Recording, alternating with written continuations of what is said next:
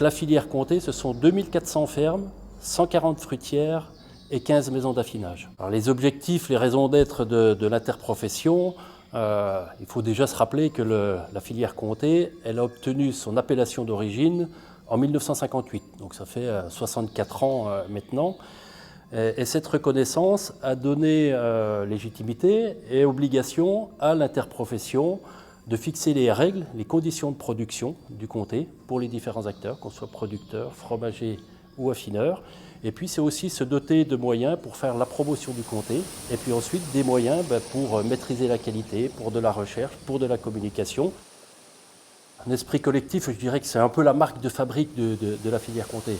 Le départ, ce sont bien des paysans qui se sont mis ensemble pour faire fructifier le fruit de leur travail. Et c'est pour ça qu'aujourd'hui, les coopératives, les ateliers de transformation s'appellent des fruitières. C'est le lieu où les paysans font fructifier le fruit de leur travail. Bien sûr, une appellation d'origine, au départ, elle définit sa zone. C'est-à-dire, une fois qu'on a défini l'origine, au fur et à mesure des 10 cahiers des charges, on a défini des races de vaches, c'est-à-dire des vaches Mobelia, des vaches Simmental. On a défini des conditions de production dans les 3 stades de fabrication, c'est-à-dire à la production, dans la ferme. Par exemple, sur l'alimentation des vaches laitières, depuis toujours, l'interdiction d'une alimentation à base d'aliments fermentés, c'est-à-dire qu'il n'y a pas d'ensilage, il n'y a pas ni d'ensilage de maïs, ni d'ensilage d'herbe. Une limitation des quantités de concentrés qui sont distribués aux vaches, c'est-à-dire qu'on part du principe que le comté, c'est issu des ressources du territoire.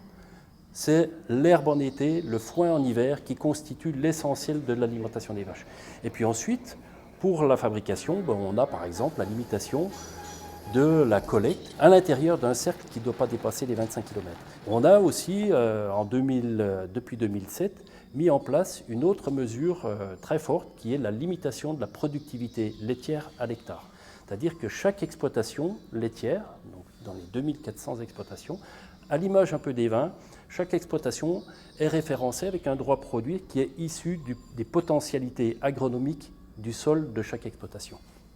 À la fois la préservation de l'environnement et le changement climatique sont des sujets majeurs. Si on veut traduire par des mesures concrètes et quelques exemples, les engagements qui sont pris dans le cahier des charges par la filière Comté qui concernent spécifiquement la préservation de nos ressources et de l'environnement, on a la surface disponible par vache laitière, qui est un élément important qui caractérise le côté extensif du modèle agricole de la filière Comté.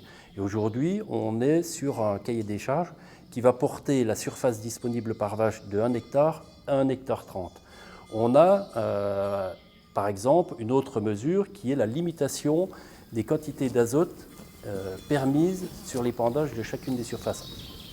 Les cahiers des charges qui se sont succédés ont à chaque fois consolidé, renforcé l'idée d'une agriculture extensive et d'une agriculture qui soit le reflet du potentiel des sols. À partir du moment où on a des systèmes qui tirent la plus grande partie de l'alimentation des animaux par les ressources du territoire, on est moins dépendant d'intrants et d'aliments qui viennent à l'extérieur de l'exploitation. Les engagements dans le cahier des charges sont des éléments qui créent les conditions pour qu'il y ait une envie de s'investir, de s'engager dans la production de lait si on parle des exploitations agricoles. Et on a la chance aujourd'hui dans la filière Comté d'avoir pratiquement une installation pour un départ en retraite.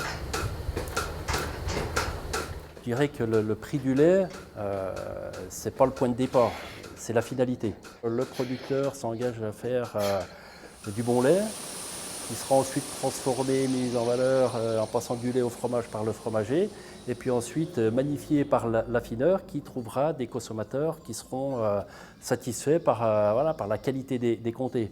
Ensuite, on pourra se répartir entre acteurs cette création de richesse et faire en sorte que cet acte d'achat du consommateur, il fasse vivre les acteurs de l'appellation. Et une appellation, c'est bien un bien commun qui est là pour faire vivre, dynamiser et faire vivre un territoire. Il y a une dizaine d'exploitations adhérentes à la coopérative et donc 2 salariés à plein temps pour la transformation du fromage, 2 salariés à temps partiel pour la vente au magasin, ainsi qu'un salarié à temps partiel pour les remplacements de ramassage de lait. La plus-value, elle est d'abord économique, puisque ce système de gestion où tous les acteurs de la filière entrent dans la gestion de la filière, permet de valoriser avec un très bon prix de lait, donc ça nous permet de tirer des bons revenus de notre travail. Je dirais aussi qu'il y a une plus-value sociale, puisque ça permet quand même une émulation sur la zone. Comme on garde beaucoup de petites coopératives, c'est pourvoyeur de beaucoup d'emplois. Et puis c'est gratifiant pour nous aussi. La filière OP permet de maintenir des petites exploitations à taille humaine, mais aussi elle permet par son cahier des charges, maintenir un système de pâturage qui est pérenne pour l'environnement.